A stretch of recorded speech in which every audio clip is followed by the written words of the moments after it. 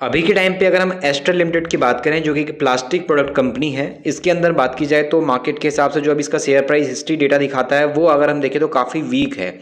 वैसे तो long term के बेस पे काफ़ी सक्सेसफुल कंपनी है एस्ट्रल।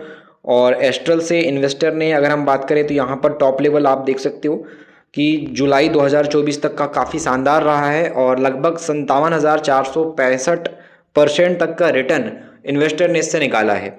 लेकिन जुलाई 2024 के बाद से लगातार इसमें गिरावट आई है और अभी तक के डेटा को अगर हम देखते हैं, अभी तक जितनी गिरावट हुई है उस हिसाब से देखेंगे तो एक बहुत बड़ी गिरावट एस्ट्रल के अंदर आई है। और पिछले 5 साल के डेटा के अकॉर्डिंग अगर हम बात करें टॉप लेवल से अगर हम देखें तो जो गिरावट का परसेंटेज है वो आप देख पाओगे कि 44% के आसपास का है। लगभग इसको आप 50% मान के चलिए। इतनी बड़ी कंपनी जिसने 50,000% से ऊपर का रिटर्न निकाल के दिया हो, इस कंपनी के अंदर अभी देखा जाए तो मार्केट प्रेशर में आया तो इस पर भी एक बड़ी गिरावट आई और 50% तक खत्म हो गया है। तो एस्ट्रल मार्केट वाइज तो देखा जाए एक स्ट्रॉन्ग कंपनी है, इसके प्रोडक्ट में दम है, प्लस मैनेजमेंट काफ़ी पुराना है और बिजनेस वाइज नेटवर्क जो है इनका, डिस्ट्रीब्यूशन नेटवर्क की बात करें या फिर मार्केट के हिसाब से जो इनकी मार्केट में प्रेजेंस है वो काफ़ी हाई है। और उस हिसाब से एस्ट्रल एक मार्केट की लीडरशिप कंपनी के तौर पे काम करती है अगर हम प्लास्टिक प्रोडक्ट वाली कंपनी में देखते हैं पाइप सेक्टर के अंदर। तो एस्ट्रल के मार्केट वैल्यू काफ़ी हाई है, उसके बाद भी इसमें गिरावट है क्योंकि जो रिजल्ट मार्केट के हिसाब से आने चाहिए थे वो रिजल्ट एक कंपनी प्रेजेंट नहीं कर पाई और उसी वजह से कहीं ना कहीं शेयर प्राइस में एक वीकनेस क्रिएट हुई और एक बड़ा सेल ऑफ देखने को मिला। बड़ा सेल ऑफ देखने की वजह से आज हम शेयर प्राइस को नीचे के लेवल पे देख पा रहे हैं। तो सीधी सी बात यह है कि मार्केट को रिजल्ट चाहिए, रिजल्ट अच्छा आएगा तो तेजी आएगी। अगर रिजल्ट थोड़ा सा वीक है और उस हिसाब से गिरावट भी मार्केट के हिसाब से आ जाए तो दबाव बन जाता है।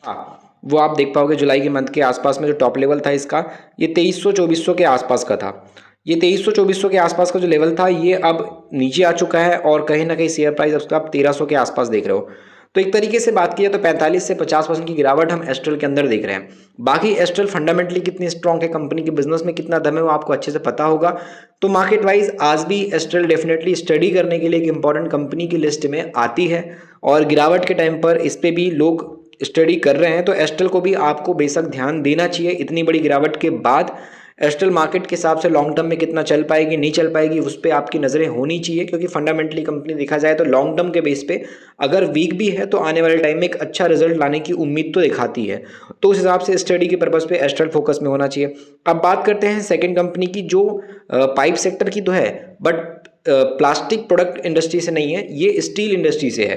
तो इंडस्ट्री वाइज पाइप सेक्टर की कंपनी है बट प्लास्टिक की जगह ये स्टील इंडस्ट्री की है। तो उस पॉइंट पे इस कंपनी को डिस्कस करते हैं जो कि एक स्मॉल कैटेगरी की है बट ग्रोथ वाइज अगर हम देखेंगे तो प्रमोटर की जो हिस्सेदारी है वो बड़ी है। तो उस हिसाब से शेयर होल्डिंग में एक बड़ा बदलाव आया है, प्लस कंपनी के अंदर मार्केट के हिसाब से जो रिजल्ट हैं और जो कंपनी के अंदर सुधार के चांसेस हैं वो बताए जा रहे हैं कि आगे अच्छे हो सकते हैं। तो एक बार कंपनी के अंदर शेयर प्राइस को प्लस कंपनी के जो फंडामेंटल है उसको थोड़ा सा देख लेते हैं। और मैंने जो है वीनस पाइप की शेयर हिस्ट्री आपके सामने रख दी है और इसकी जर्नी रही है 2022 से 2024 तक, वो काफ़ी अच्छी रही है। 630% का रिटर्न इन्वेस्टर को इस कंपनी से मिला है। लेकिन उसके बाद आज अगर आप देखते हो तो इसका जो गिरावट का परसेंटेज है वो काफ़ी हाई हो चुका है और आपको नजर आएगा कि कहाँ ये 2400-2500 रुपये के लेवल पे था, आज 2425 सीधे 1400 रुपये के आसपास आ गया है। तो इसके अंदर भी अगर आप मार्केट वाइज देखो तो 40% के आसपास की गिरावट हो चुकी है। तो ये जो वीनस पाइप है ये भी 40% तक टूट चुका है। तो 40% का बड़ा फॉल इसके अंदर अभी है और उस हिसाब से क्या स्मॉल कैप कंपनी है, 3000 करोड़ का मार्केट कैप है इसका, एस्ट्रल काफ़ी बड़ी है तो एस्ट्रल के हिसाब से मार्केट एक अलग हो जाता है, वीनस का मार्केट अलग हो जाता है। तो उस हिसाब से फंडामेंटली कंपनी की अभी क्या पोजीशन है और शेयर होल्डिंग में क्या बदलाव हुआ है उसको थोड़ा सा देख लेते हैं नॉलेज के हिसाब से। स्क्रीन के सामने आपको Venus pipe and tubes limited का नाम नजर आ रहा होगा। Venus pipe and tubes limited की बात की जाए तो ये जो कंपनी है यहाँ पर बिजनेस वाइज स्टेशनल स्टील पाइप्स और ट्यूब्स पे काम करती है। मार्केट वाइज इसमें अगर हम बात करें तो यहाँ पर आपको नजर आएगा जो साइज है इसका ये 3056 करोड़ के आसपास का है और जो करंट प्राइस है वो 1400-1500 के आसपास का है। एक साल के अंदर इसने काफ़ी बड़ी तेजी दिखाई थी, 1100 से 2400 रुपये के आसपास गया था। तेजी तो काफ़ी अच्छी इसमें एक साल के अंदर आ गई, लेकिन मार्केट के हिसाब से जो दबाव क्रिएट हुआ तेजी के हिसाब से जो गिरावट का वो बहुत ज़्यादा हाई हो गया और इसी कारण वैल्यूएशन के पॉइंट से भी इसका जो पी है, स्टॉक का जो प्राइस टू अर्निंग रेशियो है ये 32 का आ गया। तो अगर आप देखो तो गिरावट की वजह से जो वैल्यूएशन के पॉइंट से भी सस्ता हो गया, क्योंकि मार्केट में एक हाई पी होता है तो वहाँ पे गिरावट के चांसेस क्रिएट होते हैं और जब गिरावट हो जाती है तो वही हाई पी लो पी में कन्वर्ट हो जाता है और ऐसा अभी वीनस पाइप के साथ हो रहा है। इसका जो प्राइस टू अर्निंग रेशियो है ये अभी काफ़ी लोअर लेवल पे आपको नज़र आ रहा होगा। आरओसी आरओई की बात करेंगे तो 28 से 23% का है। तो मार्केट वाइज चाहे इसका रिटर्न कैपिटल एम्प्लॉयड हो या फिर रिटर्न इक्विटी हो, दोनों के बेस पे 28 से 23% आपको दिखाई दे रहा होगा। Market wise face value company की 10 की है, प्लस इसके अंदर जो डेट है वो आपको 181 करोड़ का नजर आएगा। कर्जे के हिसाब से अगर हम बचत की बात करते हैं, कंपनी के अंदर कर्जा तो 200 करोड़ के आसपास 180 करोड़ 81 करोड़ का है, लेकिन इसको अगर आप बचत के पॉइंट पे देखोगे रिजर्व के हिसाब से, तो रिजर्व इसका जो है वो 463 करोड़ के आसपास का है। तो मार्केट वाइज अगर आप देखोगे तो कंपनी के अंदर जो बचत है कर्जे के मुकाबले में काफ़ी अच्छी है। तो टाइम के अकॉर्डिंग चाहे तो ये कंपनी अपने कर्जे को कम कर सकती है। मतलब कहने का मतलब है कि कर्जे को चुकाने के बाद भी अच्छा खासा 200-250 करोड़ का बचत अपने पास रख सकती है। इतना इनफ कंपनी के पास रिजर्व नजर आएगा। प्रमोटर होल्डिंग में कोई भी शेयर 48% में गिरवी नहीं है। मार्केट के अंदर प्लेज परसेंटेज आपको 0 देखने को मिलेगा। कोई भी प्रमोटर ने अपने शेयर गिरवी नहीं रखे हैं। प्लस इसकी सेल्स की ग्रोथ अभी 22% के आसपास है और प्रॉफिट की ग्रोथ कंपनी में 26% के आसपास है।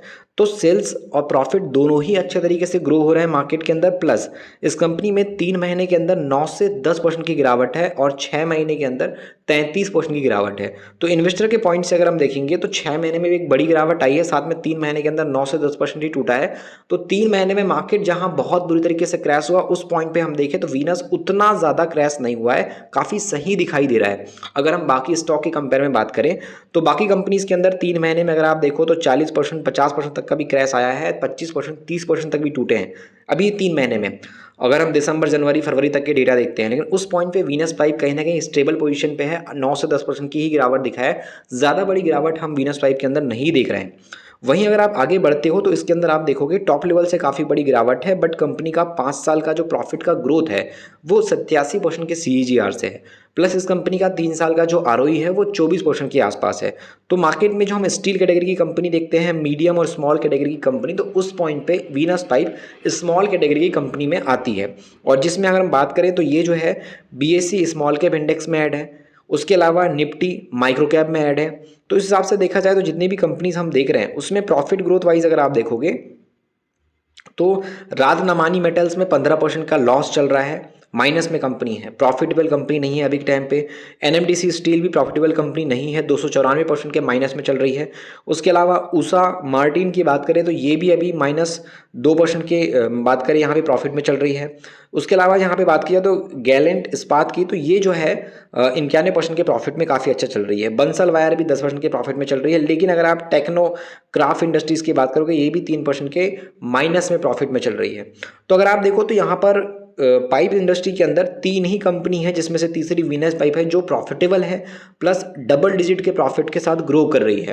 तो उस पॉइंट पे वीनस पाइप अभी भी कहीं ना कहीं अपनी जो मार्जिन वाइज बात करें ग्रोथ है वो आगे चल के दिखाने की क्षमता रखती है, क्योंकि अगर आप ईयरली बेस पे प्रॉफिट देखने जाओगे तो अभी भी इसका जो है स्टेबल तरीके से बढ़ रहा है। बेशक प्रॉफिट की ग्रोथ कम हुई है, जो ग्रोथ पहले नजर आ रही थी वो ग्रोथ उतनी नहीं है, लेकिन अगर ये ग्रोथ बढ़ती है तो डेफिनेटली कंपनी के अंदर शेयर प्राइस में एक बड़ा मूवमेंट आ सकता है।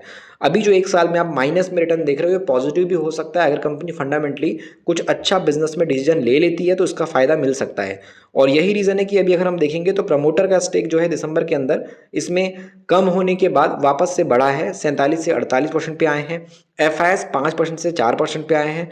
DIS का स्टेक डेफिनेटली 14% के आसपास ही है, थोड़ा बहुत ही कम हुआ है, बाकी जितने DIS थे उतने ही है। पब्लिक का स्टेक इसके अंदर इंक्रीज हुआ है। तो वीनस पाइप डेफिनेटली आपके वॉच लिस्ट के बेस पे अभी होना चाहिए।